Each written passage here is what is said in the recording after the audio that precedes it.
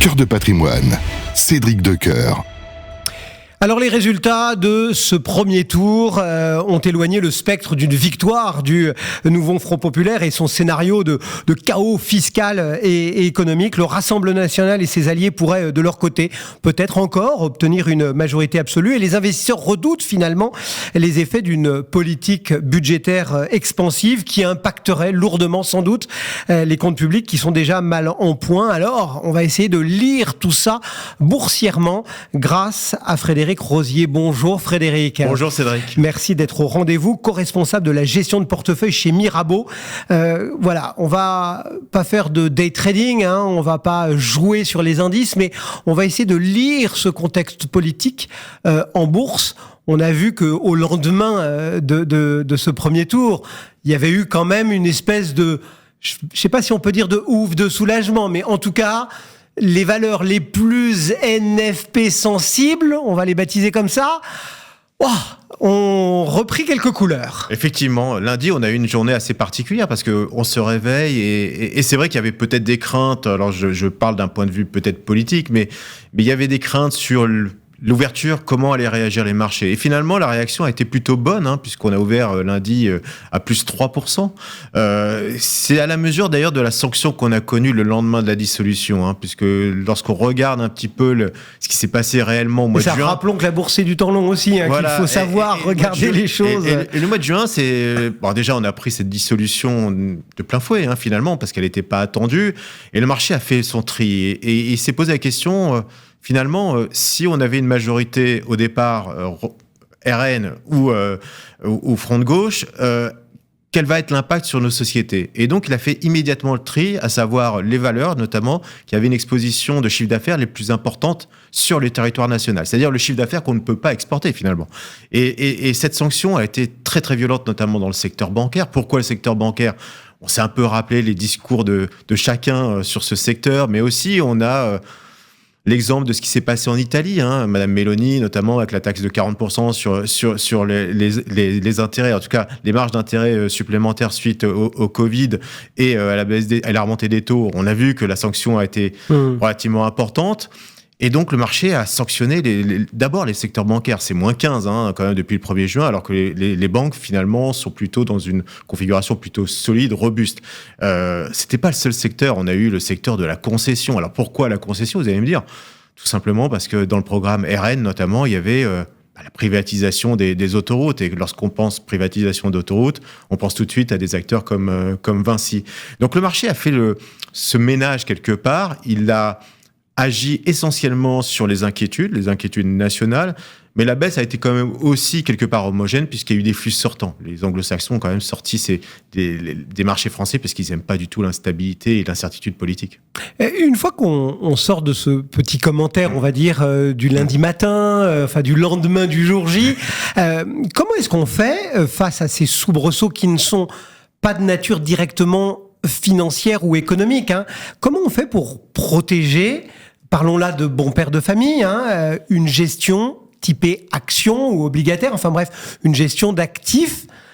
Comment on fait pour se protéger dans un tel environnement ? Alors, c'est très difficile. Même pour des gestionnaires qui ont beaucoup de bouteilles, c'est très difficile ce moment d'aller chercher le point bas. C'est très difficile. On a du mal d'ailleurs, même nous, à trouver ce point d'inflexion des marchés. Alors je pense qu'aujourd'hui, la vraie stratégie, c'est plutôt une phase d'accumulation. On l'a vu par le passé, et dans un passé récent dans d'autres pays, puisqu'on a eu beaucoup d'élections ces derniers temps, avec énormément de volatilité. D'ailleurs, force est de constater, on est peut-être le seul pays où le marché a rebondi après une élection. Ça a été plutôt l'inverse. Je pense au Mexique, à l'Inde, par exemple, au Brésil. Bref, il y a eu des mouvements assez correctifs sur le marché. C'est d'accumuler en sachant que, quoi qu'il arrive, on ne trouvera pas ce point bas. Alors, lorsqu'on regarde un CAC à 7400 points, lorsqu'on regarde les multiples de valorisation, on est à un point historiquement bas. Donc oui, on va avoir de la volatilité. Oui, c'est un risque. Toute cette semaine, on verra. Ça a plutôt bien commencé le lundi. En début de séance, on verra ce qui va se passer tout au long de la semaine. Mais je pense qu'il faut accumuler. Et après, effectivement, une fois qu'on aura un gouvernement, en tout cas une idée globale, et qu'on aura un peu plus de certitude sur le marché, là, il faudra y aller. Alors, ça va être peut-être difficile d'un point de vue politique, mais il faudra y aller quand même globalement et réinvestir sur le CAC, peut-être même de manière indicielle si on ne peut pas prendre de risques. Ouais. Je vais aller plus loin encore, parce que d'habitude, à cette période-là, si je vous recevais et qu'on n'avait pas eu ces législatives anticipées, on aurait un bon marronnier posé entre nous deux qui est « je vais partir en vacances, me dorer la pilule sur la plage, comment je fais pour, entre guillemets, sécuriser, dynamiser ou pas mon portefeuille ? Est-ce qu'il faut que j'accélère sur des thématiques spécifiques de l'été ? Est-ce qu'il y a des opportunités saisonnières ? Enfin voilà. Donc aujourd'hui, on a un peu cette double question de se dire, je dois effectivement protéger ou désensibiliser mon portefeuille à ces questions politiques qui vont peut-être être plus prégnantes au cœur de l'été, et puis à la fois me confronter, parce que le marché est mondial aussi, à des marchés qui vont être un peu désertés, donc peut-être aussi plus nerveux, parce que moins de liquidité, ceci, cela. Donc comment est-ce qu'on fait ? Voilà, qu'est-ce qu'on fait en juin-juillet, enfin plutôt juillet 2024, avant l'été, entre guillemets, dans son portefeuille ? Alors, il y a un mois, je vous aurais dit, sur les niveaux d'il y a un mois, allez, sortons un petit peu du marché parce qu'on est à peu près à plus 10 sur le CAC 40 et que c'est déjà bien payé dans un contexte de ralentissement économique. Là, vu ce qui s'est passé et avec la lourdeur de l'environnement global, on peut estimer quand même qu'il y a une bonne partie du stress. Oui, parce qu'il y a nos élections françaises, mais il y a quand même ce changement de pied des banques centrales. Il y a quand même encore l'élection américaine où on voit que en une heure de débat, Joe Biden a priori hypothéqué sa chance, peut-être même d'être vraiment le candidat démocrate. Donc, on se dit que l'ambiance est lourde. Effectivement, c'est lorsque la bourse, c'est le stress, c'est la gestion du stress et de l'incertitude. Aujourd'hui, l'incertitude, alors elle n'est pas totalement levée, on verra en fin de semaine ce qui se passe du côté français, mais il y a une petite part d'incertitude qui a été levée, notamment sur une possibilité d'une majorité absolue, notamment de la France insoumise, dans le cas du front de gauche. Donc cette incertitude est en train de se lever progressivement sur le marché. Il y a une incertitude qui effectivement ressort maintenant, c'est l'incertitude américaine. L'incertitude américaine, c'est finalement, oui, est-ce que M. Biden va se présenter ?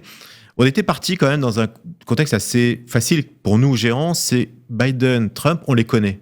Et donc, on connaît les deux programmes, on connaît leur façon de gouverner. Et les deux oiseaux. Et donc là, cette possibilité qui est finalement peut-être une troisième voie, on verra, là, c'est de nouveau de l'incertitude qui ressurgit sur le marché américain. Donc, en tant que bon père de famille, je dirais...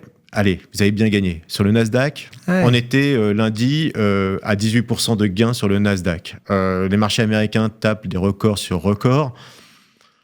Vous avez vu le dollar faiblir, d'ailleurs, après les élections contre l'euro. En tout cas, l'euro remonté contre le dollar. Allez, matérialisons un petit peu des gains quand même sur cette partie américaine. Passons l'été tranquille. Je ne dis pas qu'il faut vendre. Parce qu'il y a encore un courant qui est relativement fort, notamment sur les valeurs technologiques. Mais matérialisons cette poche de gains. En tout cas, là où vous avez le plus gagné. On le voit depuis une semaine, 15 jours, des titres comme Nvidia, par rapport au point haut, c'est moins 15, voire un peu plus. Donc ça veut dire, si on a aujourd'hui, et ça presque quelle que soit la zone, si on a des profits... Plutôt aux États-Unis, on est dans une phase d'extrême surperformance aux États-Unis et du retour de l'insécurité, je veux dire l'insécurité d'un point de vue gestion et de visibilité, quid de la Réserve fédérale, quid des élections, et donc ça fait beaucoup de choses quand même sur un marché qui est relativement haut. Donc, vous savez, les grands argentiers, les gens qui aujourd'hui ont ce choix de gestion entre une zone sur laquelle il y a un peu plus d'insécurité politique, c'était le cas de la France, on va revoir ce côté-là au niveau des États-Unis. Vous savez, les flux, ça bouge énormément. Donc, c'était normal qu'ils sortent de la zone euro, c'était normal qu'ils sortent de la zone France. Si on arrive à trouver un gouvernement en France et qu'on trouve une forme de stabilité après les élections européennes en Europe, est-ce qu'un Américain a raison de sortir définitivement de la zone Europe, ce qu'il a fait finalement ? Donc, on va avoir des rééquilibrages qui permettront peut-être à l'Europe, sur du court terme, je ne veux pas aller au-delà de 2-3 mois, au moins jusqu'aux élections américaines, d'avoir une forme de rééquilibrage des performances. Donc, revenir un petit peu sur l'Europe, c'est pour ça qu'il ne faut pas sortir de l'Europe et au contraire, par exemple, sur la France, revenir même après les élections, et aux États-Unis, plutôt commencer à prendre des bénéfices. Et de façon, le mot est un peu galvaudé, mais de façon indicielle, ou est-ce qu'il y a selon vous des thématiques qui vous semble plus porteuse. Enfin, vous avez cité Nvidia, c'est vrai qu'avant, il suffisait de coller un .IA, on va dire, sur son portefeuille et c'était quasiment la plus-value assurée. Aujourd'hui, voilà. Est-ce qu'il y a des thématiques qui vous semblent peut-être plus prometteuses, plus porteuses les unes que les autres? Alors, dans un monde qui pourrait connaître un petit ralentissement de croissance, c'est à voir quand même dans les prochaines semaines et prochains mois. Quand même toujours garder ce biais croissance aux États-Unis est relativement fort. Donc, par contre, ceux qui ont raté le coche, il y aura certainement des portes d'entrée. De nouveau, des possibilités de revenir, parce que le marché est en train de s'élargir un petit peu. Là, on a vu notamment la sphère logicielle qui avait souffert reprendre un peu des couleurs. Donc, attention, il peut y avoir une sorte de rotation sectorielle, intra-sectorielle quasiment, et notamment sur les valeurs technologiques. Sur l'Europe, globalement, la Valo nous aide quand même à avoir un bon soutien. Donc, je dirais que sur l'Europe, oui, le secteur bancaire, on va peut-être rassuré. L'immobilier, par exemple, il faudra faire attention quand même de l'impact de ce mois qui a été quand même douloureux. Donc, on risque d'avoir quelques problèmes au niveau des chiffres publiés dans le secteur. Les utilities ont souffert, donc tout ce qui est services de collectivité. Donc, aller chercher des valeurs de rendement en Europe et en gros rester avec un biais croissance aux États-Unis, je pense que c'est finalement le bon mix qui va vous équilibrer d'un point de vue sectoriel, thématique et qui va vous équilibrer d'un point de vue géographique. Donc, je pense qu'il faut faire cet équilibre finalement qui donnera une stabilité sur la performance jusqu'à la fin d'année. Mais ça risque effectivement d'être agité. Permettez juste un petit bémol, c'est les taux d'intérêt. On l'a vu post-élection, il n'y a pas de détente sur les taux français. Donc, faut voir jusqu'où ça nous emmène, parce que ça peut nous emmener effectivement de nouveau dans des questionnements sur la soutenabilité de la dette et quid de ces taux d'intérêt qui continuent à monter avec des programmes qui ne sont pas forcément conciliants avec des taux élevés. Merci beaucoup Frédéric. Merci Cédric. Cœur de patrimoine, une émission à réécouter et télécharger sur le site et l'appli Radio Patrimoine et sur toutes les plateformes de streaming.